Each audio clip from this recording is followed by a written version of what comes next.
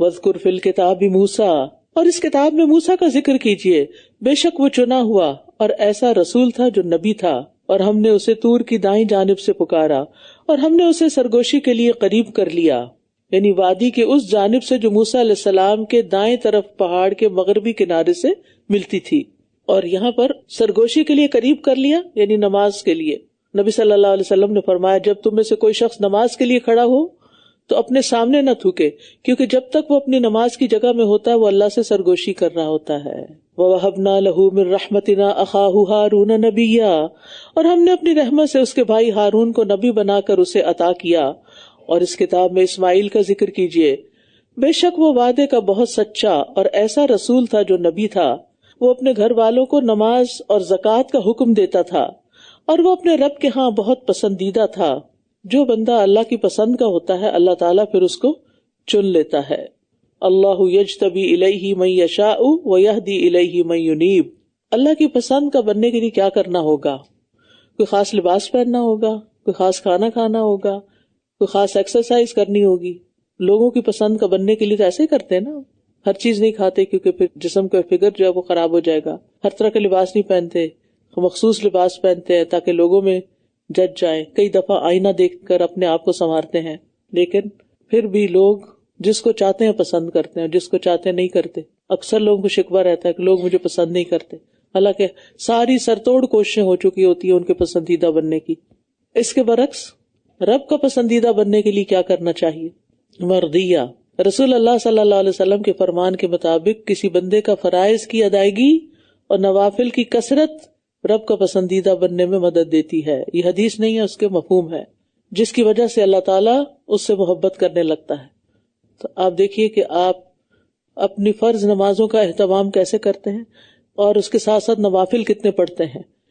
اسی طرح حج فرض ہے تو پھر عمرہ نفل ہے، زکوٰۃ فرض ہے تو صدقات نفل ہے، روزے رمضان کے فرض ہیں تو شوال کے نفل ہیں، محرم کے اور دیگر مہینے میں 3 روزے، اور اس کے علاوہ جب چاہیں سوموار جمعرات کا۔ تو ہم میں سے ہر ایک نے دیکھنا ہے کہ ہم نے دین کو صرف فرض کے درجے پہ لیا ہوا ہے یا نوافل بھی ادا کرتے ہیں۔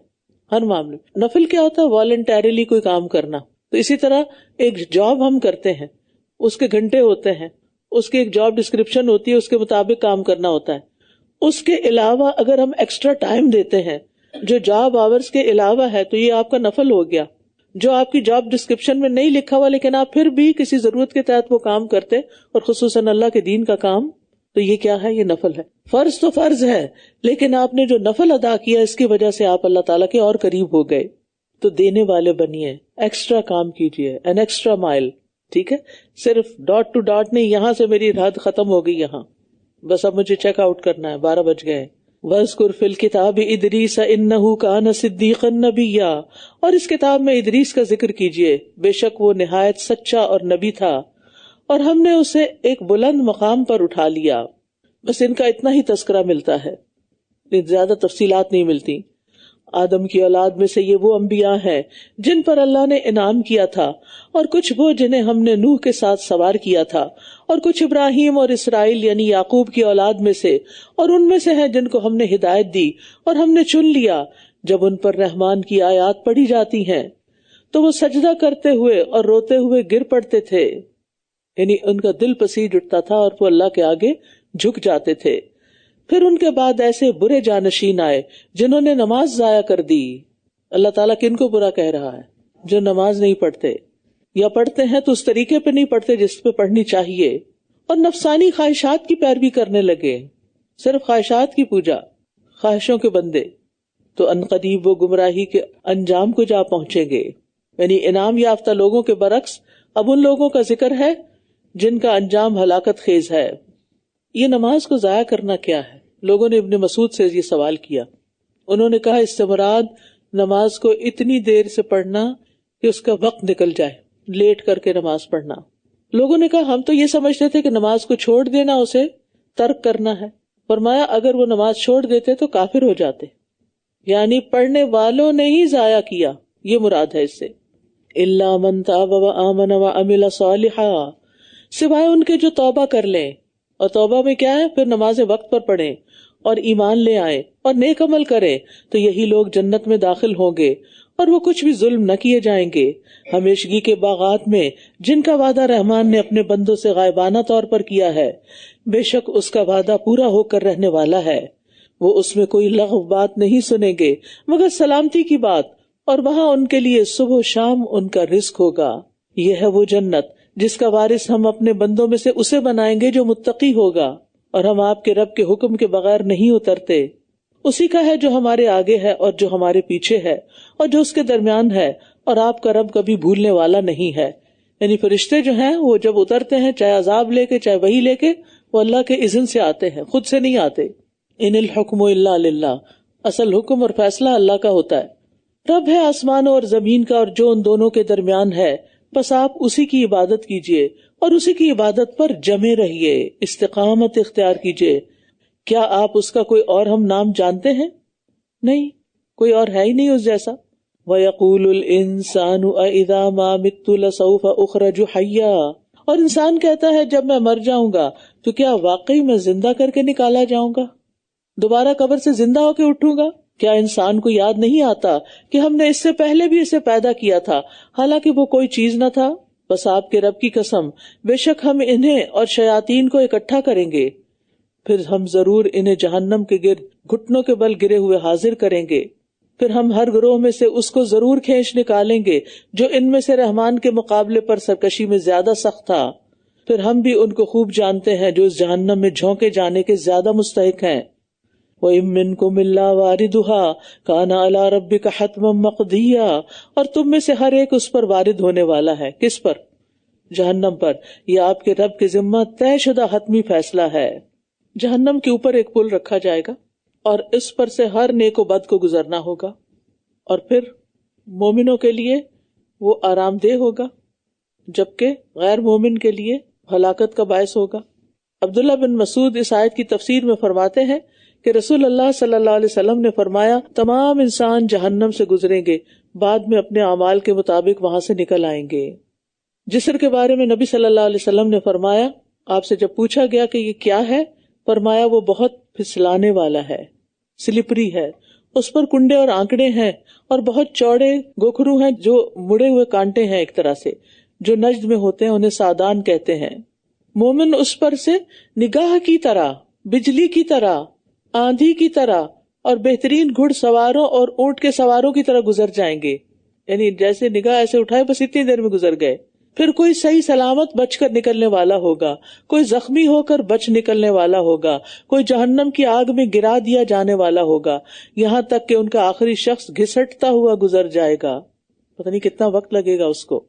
اللہ تعالیٰ اس گزرنے کو آسان فرما دے، لیکن اس کے لیے طریقہ بھی بتا دیا گیا. ثم ننجی الذین اتقوا، پھر جن لوگوں نے تقوی اختیار کیا ہم ان کو نجات دے دیں گے اور ظالموں کو اسی میں گھٹنوں کے بل گرا ہوا چھوڑ دیں گے. اوندھے وہ یعنی اہل ایمان کو جہنم سے بچا لیا جائے گا، وہ سلامتی سے گزر جائیں گے، اپنے اپنے اعمال کے مطابق ان کی رفتار ہوگی.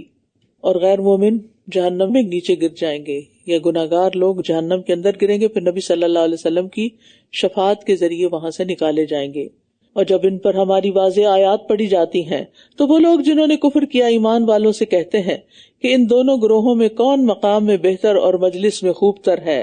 یعنی ان کو اپنے مکان اور اپنی جگہیں زیادہ بڑی لگتی تھی، لہٰذا وہ اس غرور میں مبتلا ہو گئے تھے کہ ہم زیادہ بہتر لوگ ہیں. آج بھی ایسا ہی ہوتا ہے، یعنی جو ناسمجھ لوگ ہوتے ہیں وہ اپنی دنیا کے مال و متاع کی وجہ سے اکڑتے اور پھولتے ہیں، چاہے ان کا اخلاق زیرو ہو، چاہے ان کے اندر دینداری نام کی نہ ہو، چاہے ان کے اندر کوئی خیر نہ ہو، لیکن وہ کیا سمجھتے ہیں کہ چونکہ ان کے پاس بہت دنیا ہے لہٰذا وہی سب سے پسندیدہ ہیں اللہ کے اور وہی بہت اچھے ہیں، اور ہر ایک کو کریٹیسائز کرتے ہیں، ہر ایک میں کوئی نہ کوئی نقص نکال لیتے ہیں، ہر ایک کو لان تان کرنا شروع کر دیتے ہیں. تو نبی صلی اللہ علیہ وسلم کے دور کے بھی جو آپ کے مخالف تھے اس بنا پر بھی تھے کہ ان کے پاس دولت تھی اور وہ غریبوں کے ساتھ مجلس میں بیٹھنا نہیں چاہتے تھے، اور وہ سمجھتے تھے کہ جیسے دنیا میں یہ سب کچھ مل گیا ہے آخرت میں بھی ہمارے لیے ہے، لہٰذا وہ ان کو کمپیئر کرتے رہتے تھے کہ زیادہ اچھا کون ہے، ہم ہیں یا یہ غریب جو اسلام لائے. اور کتنی ہی امتیں ہم نے ان سے پہلے ہلاک کر دی، وہ ساز و سامان اور نمود و نمائش میں کہیں بہتر تھے، اللہ تعالیٰ فرماتے ہیں یہ نمود و نمائش اور یہ دنیا کا سامان کام آنے والا نہیں. پچھلی قومیں تم سے زیادہ یہ سب کچھ رکھتی تھی اور انہیں برباد کر دیا گیا. کیونکہ حدیث میں آتا ہے بے شک اللہ نہ تمہارے جسموں کو دیکھتا ہے نہ تمہاری صورتوں کو، لیکن وہ تمہارے دلوں کی طرف دیکھتا ہے. اور آپ نے اپنی انگلیوں سے اپنے سینے کی طرف اشارہ کیا. تو جو چیز اللہ دیکھتا ہے اس کو زیادہ سجانے کی ضرورت ہے، اور دل سجتا ہے ایمان کے ساتھ، تقوی کے ساتھ، توکل کے ساتھ، اللہ کی محبت کے ساتھ. کہہ دیجئے جو کوئی گمراہی میں پڑا ہوا ہو تو رحمان اسے خوب ڈھیل دیتا رہتا ہے، یہاں تک کہ جب وہ اسے دیکھ لیں گے جس کا وہ وعدہ دیے جاتے ہیں، خواہ عذاب ہو اور خواہ قیامت ہو، تو وہ جان لیں گے کون ہے جو مقام میں بدتر ہے اور لشکر کے اعتبار سے کمزور تر ہے. اور جن لوگوں نے ہدایت پائی ہے اللہ ان کو ہدایت میں زیادہ کر دیتا ہے، اور باقی رہنے والی نیکیاں آپ کے رب کے نزدیک ثواب اور انجام میں بہت بہتر ہیں. کیا پھر آپ نے اسے دیکھا جس نے ہماری آیات کا انکار کیا اور کہا میں ضرور ہی آخرت میں بھی مال اور اولاد دیا جاؤں گا، جیسے دنیا میں بہت کچھ ملا ہے آگے بھی بہت کچھ ہے. کیا وہ غیب پر مطلع ہو گیا ہے یا اس نے رحمان کے ہاں سے کوئی عہد لے رکھا ہے؟ یعنی اللہ نے کب اس سے ایسا کوئی وعدہ کیا تھا؟ کلا، ہرگز نہیں. جو وہ کہہ رہا ہے ہم ضرور اسے لکھ لیں گے اور ہم اس کے لیے عذاب بڑھاتے جائیں گے، اور جو وہ کہتا ہے ہم ہی اس کے وارث ہوں گے. یعنی دنیا کا ساز و سامان تو وہ چھوڑ جائے گا، وہ تو ساتھ نہیں لے جا سکتا، وہاں تو یہ کسی کام نہیں آ سکتا، اور وہ ہمارے پاس اکیلا ہی آئے گا. اور انہوں نے اللہ کے سوا کچھ اور معبود بنا رکھے ہیں تاکہ وہ ان کے لیے عزت کا سبب ہوں. ہرگز نہیں، وہ جلد ہی ان کی عبادت کا انکار کر دیں گے اور وہ ان کے مخالف ہو جائیں گے. یعنی غیر اللہ سے امیدیں وابستہ کرنا نامرادی ہی نامرادی ہے، کچھ حاصل ہونے والا نہیں. کیا آپ نے دیکھا نہیں کہ بے شک ہم نے کافروں پر شیطانوں کو چھوڑ رکھا ہے، وہ انہیں خوب خوب اکساتے ہیں. تو آپ ان پر عذاب کے لیے جلدی نہ کیجیے، بے شک ہم ان کے لیے اچھی طرح دن گن رہے ہیں. یعنی ایک دن آئے گا کہ ان کے دن پورے ہو چکیں گے اور پھر ان کا ٹھکانہ وہی ہے، اور ان پر عذاب آنے میں پھر کچھ دیر نہیں ہوگی. جس دن ہم متقی لوگوں کو مہمان بنا کر رحمان کی طرف اکٹھا کریں گے. یعنی متقی لوگ رحمان کے معزز مہمان ہوں گے. دنیا میں شاہی مہمانوں کے قدم زمین پر نہیں ٹکتے. اگر آپ کو کبھی ایسا موقع ملا ہو دیکھنے کا تو وہاں پر جو رحمان کے مہمان ہوں گے، جو وفد کی شکل میں اللہ کے پاس جائیں گے. اصل میں وفد کہتے ہیں چند آدمیوں کی اس جماعت کو جو کسی اہم کام کے لیے، جسے ڈیلیگیشن بولتے ہیں، یا کوئی عطیہ حاصل کرنے کے لیے کسی بادشاہ یا بڑی شخصیت کے پاس جائے. وَنَسُوقُ الْمُجْرِمِينَ إِلَى جَهَنَّمَ وِرْدًا، اور مجرموں کو ہم سخت پیاس کی حالت میں جہنم کی طرف ہانک لے جائیں گے. وہ شفاعت کے مالک نہ ہوں گے سوائے اس کے جس نے رحمان سے کوئی عہد لے رکھا ہو. اور انہوں نے کہا کہ رحمان نے کوئی اولاد بنا لی ہے. یقیناً تم ایک بہت بھاری چیز بہتان بنا لائے ہو. قریب ہے کہ آسمان اس سے پھٹ پڑے اور زمین شک ہو جائے اور پہاڑ ریزہ ریزہ ہو کر گر پڑے کہ انہوں نے رحمان کے لیے کسی اولاد کا دعویٰ کیا، حالانکہ رحمان کے لائق نہیں کہ وہ کوئی اولاد بنا لے. آسمانوں اور زمین میں جو کوئی بھی ہے وہ رحمان کے پاس بندہ بن کر آنے والا ہے. یقیناً اس نے انہیں گھیر رکھا ہے اور خوب خوب شمار کر رکھا ہے. یعنی اللہ سے کوئی بھی بھاگ نہیں سکتا، اللہ نے ہر ایک کو گن کے رکھا ہوا ہے. اور گنی ہوئی چیز تو اگر کم ہو تو فوراً پوچھ گچھ شروع ہو جاتی، کہاں گئی وہ. اور قیامت کے دن ان میں سے ہر ایک اس کے پاس اکیلا ہی آنے والا ہے. ان الذین آمنوا وعملوا الصالحات سیجعل لهم الرحمن ودا، بے شک جو لوگ ایمان لائے اور انہوں نے نیک عمل کیے، رحمان ان کے لیے ضرور دلوں میں محبت پیدا کر دے گا. تو مومنوں کی آپس کی محبت اللہ کا انعام ہے، اللہ کا انعام ہے. صراط الذین انعمت علیہم. بات صرف اتنی نہیں ہوتی کہ کوئی آپ سے محبت کرے تو آپ پر اللہ کا انعام ہو گیا. اگر اللہ تعالیٰ آپ کے دل میں نیک لوگوں کی محبت ڈال دیتا ہے تو یہ بھی آپ پر اللہ کا انعام ہے. ورنہ یہ بھی تو ہو سکتا تھا نا آپ کے دل میں کسی برے انسان کی محبت ہوتی، تو پھر انسان اسی کے پیچھے جاتا ہے جس سے وہ محبت کرتا ہے.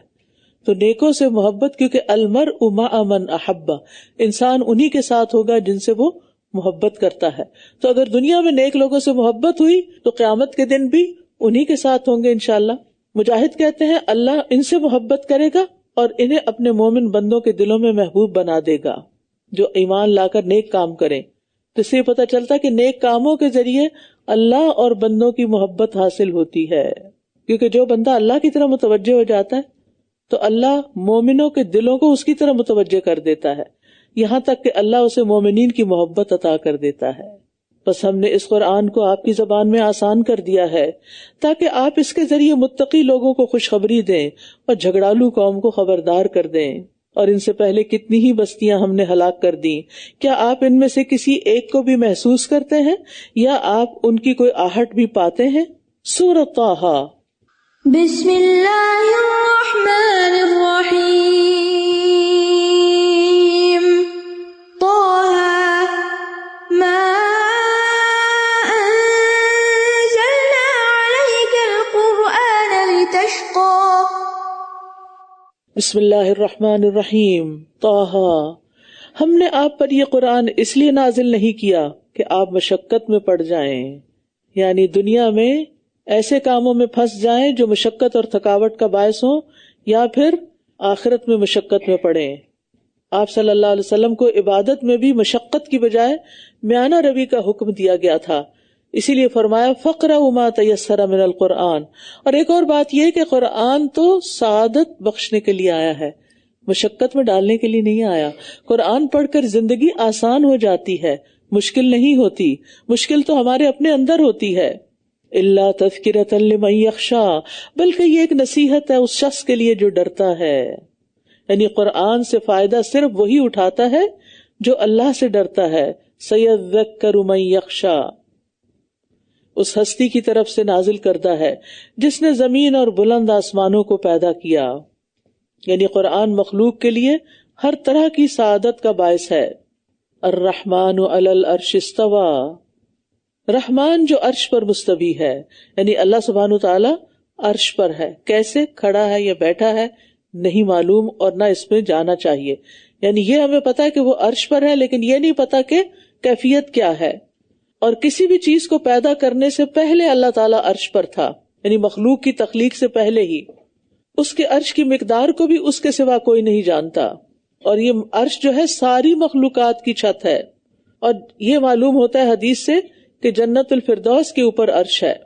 نبی صلی اللہ علیہ وسلم نے فرمایا جنت میں 100 درجے ہیں، ہر 2 درجوں کے درمیان 100 سال کا فاصلہ ہے۔ ایک درجے سے دوسرے درجے تک جانے میں 100 سال لگتے ہیں، اور 100 درجے ہیں، جیسا کہ زمین اور آسمان کے درمیان کا فاصلہ۔ اور فردوس اس کا اعلیٰ ترین درجہ ہے۔ پھر وہ کہاں ہوگی سوچئے، اس سے 4 نہریں نکلتی ہیں، اور اس کے اوپر عرش ہے۔ جب بھی تم اللہ سے سوال کرو تو جنت الفردوس کا سوال کرو۔ لہو ما فی السماوات و ما فی الارض، اسی کا ہے جو کچھ آسمانوں اور زمین میں ہے، اور جو ان دونوں کے درمیان ہے، اور جو گیلی مٹی کے نیچے ہے۔ سب کا مالک اللہ ہے۔ اور اگر آپ بلند آواز سے بات کریں تو یقیناً وہ جانتا ہے چھپی ہوئی باتوں کو اور پوشیدہ تر بات کو بھی، جو ابھی زبان پر آئی ہی نہیں۔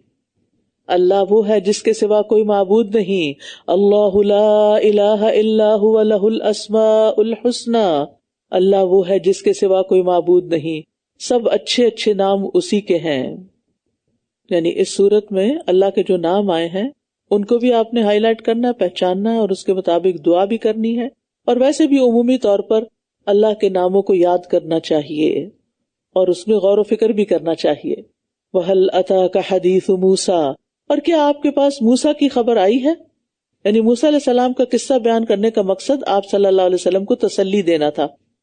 اور یہاں پر آپ دیکھیے کہ سوال کے انداز میں بات کی گئی ہے، کوئی سوال پوچھنا نہیں تھا، لیکن یہ ایک سٹائل ہوتا ہے بات کرنے کا جس میں دوسرے کو ڈائریکٹ حکم دینے کی بجائے اس سے سوالی انداز میں بات کی جاتی ہے، اور اس طرح دوسرا بھی سوچنے سمجھنے پر مجبور ہو جاتا ہے۔ جب اس نے ایک آگ دیکھی تو اپنے گھر والوں سے کہا تم ٹھہرو، میں نے ایک آگ دیکھی ہے، شاید کہ میں تمہارے پاس اس سے کوئی انگارہ لے آؤں یا اس آگ کے پاس کوئی رہنمائی پاؤں۔ پھر جب وہ اس کے پاس آیا تو پکارا گیا اے موسیٰ، یقیناً میں ہی تمہارا رب ہوں، بس اپنے دونوں جوتے اتار دو کیونکہ تم طوا کی مقدس وادی میں ہو۔ اس سے پتہ چلتا ہے کہ مسجدوں وغیرہ میں جوتے اتار کے جانا چاہیے، لیکن اگر آپ کسی پلے گراؤنڈ میں ہیں اور جگہ پاک ہے، جوتا بھی پاک ہے، تو نماز اس میں بھی ہو سکتی ہے۔ موسیٰ علیہ السلام کو جوتے اتارنے کا حکم کیوں دیا گیا تھا؟ کہا جاتا ہے کہ اس وقت ان کے جوتے پاک نہیں تھے، اس وجہ سے۔ اور ایک اور بات یہ بھی ہے کہ اگر آپ کسی جگہ پر، جیسے آپ سفر کر رہے ہیں، ایئرپورٹ پہ ہیں یا جہاز میں ہیں یا کہیں بھی باہر کہیں آؤٹ ڈور نماز پڑھ رہے ہیں اور آپ جوتے میں پڑھ رہے ہیں، تو دوسروں کو بتا دیں میرے جوتے صاف ہیں، اور اس کی اجازت ہے، کیونکہ پھر لوگ متنفر ہوتے ہیں کہ یہ کیا کر رہے ہیں.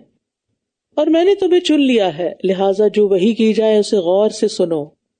وحی کو، قرآن کو، اللہ کے کلام کو توجہ سے سننا چاہیے.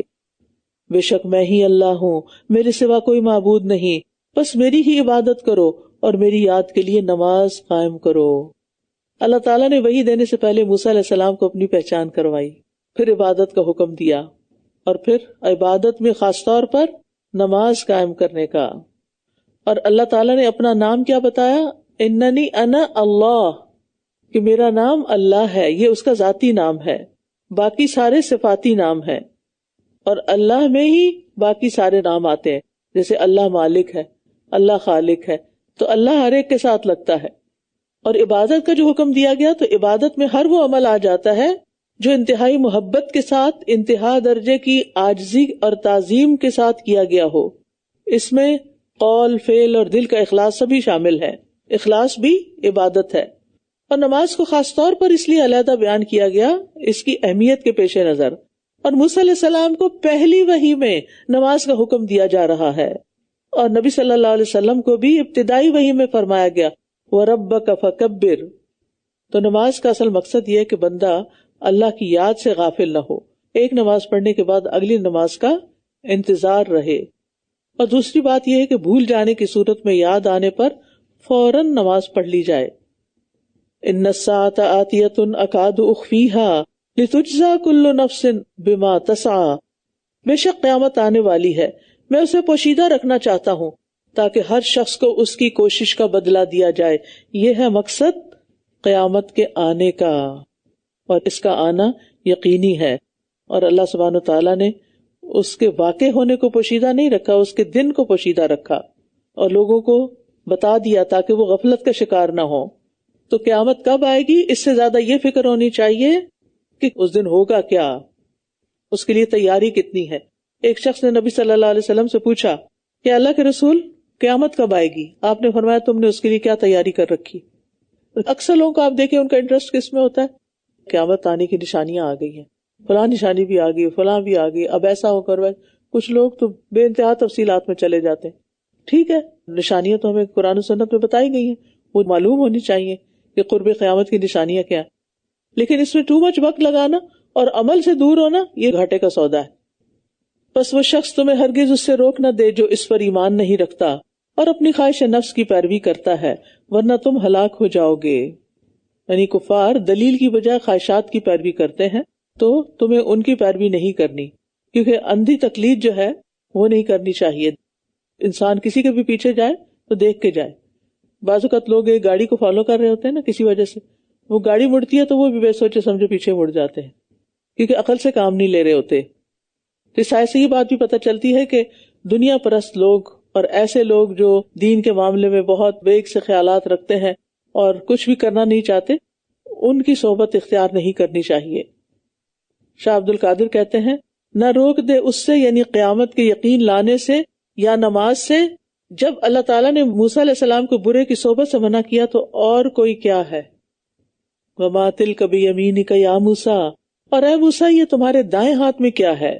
اس کا یہ مطلب نہیں کہ اللہ تعالیٰ کو پتہ نہیں تھا، یہ اس لیے کہا گیا تاکہ موسیٰ علیہ السلام اس پر توجہ دیں، ان کو یقین ہو جائے، اور پھر اب اس سے جو کام لیا جانا ہے تو اس کے بارے میں ان کو تیار کیا جائے. اس نے کہا یہ میری لاٹھی ہے، میں اس پہ ٹیک لگاتا ہوں اور اس سے اپنی بکریوں پر پتے جھاڑتا ہوں، اور اس میں میرے لیے کچھ اور فائدے بھی ہیں. اللہ نے صرف ایک سوال کیا تھا، موسیٰ علیہ السلام نے لمبا جواب دیا، کیونکہ جس سے بات کرنے کا شوق ہوتا ہے انسان چاہتا ہے کہ وہ بات کبھی ختم ہی نہ ہو، بس باتیں کرتے ہی چلے جائیں. تو ان کو اللہ سبحانہ تعالیٰ سے بات کرنے میں کتنا لطف آ رہا ہوگا، سوچئے ذرا. ایسا ایکسپیرینس تو کسی کا ہو نہیں سکتا نا. اچھا ایک اور بات ہے، ہم کسی بڑے سے ملتے ہیں، کسی سیلیبریٹی سے یا کسی، تو ہم مل کے گھبرا جاتے ہیں، ہمیں تو بات کرنا بھول جاتی. موسیٰ علیہ السلام کا ایمان دیکھیں، ان کی تربیت دیکھیں، اللہ تعالیٰ سے بات کر رہے ہیں. اللہ تعالیٰ نے پوچھا کیا ہے تمہارے ہاتھ میں، تو کتنے کانفیڈنس کے ساتھ سارا جواب دیا ہے.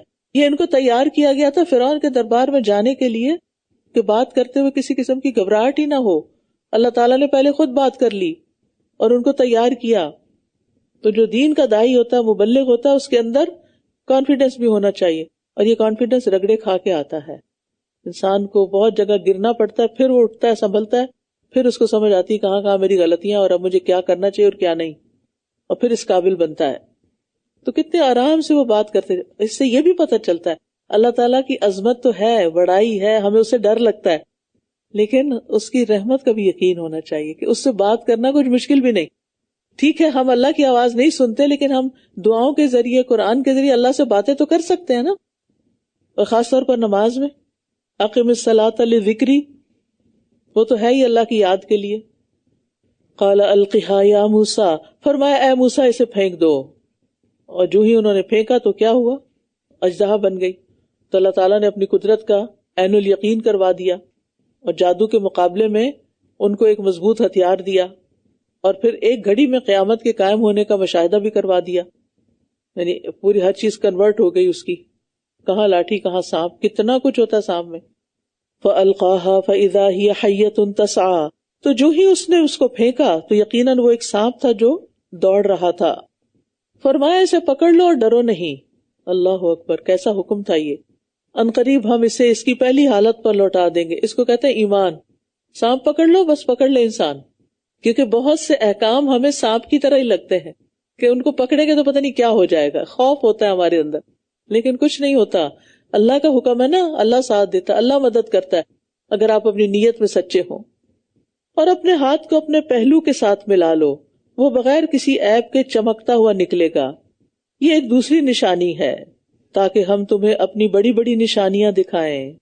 یعنی موسیٰ علیہ السلام کو مزید بڑے معجزے عطا کرنے کے لیے اللہ تعالیٰ نے پہلے یہ عطا کیے. اذهب الى فرعون انه طغى، فرعون کی طرف جاؤ کیونکہ وہ سرکش ہو گیا ہے. یعنی معجزات عطا کرنے کے بعد متکبر فرعون کو تبلیغ کا حکم دیا گیا.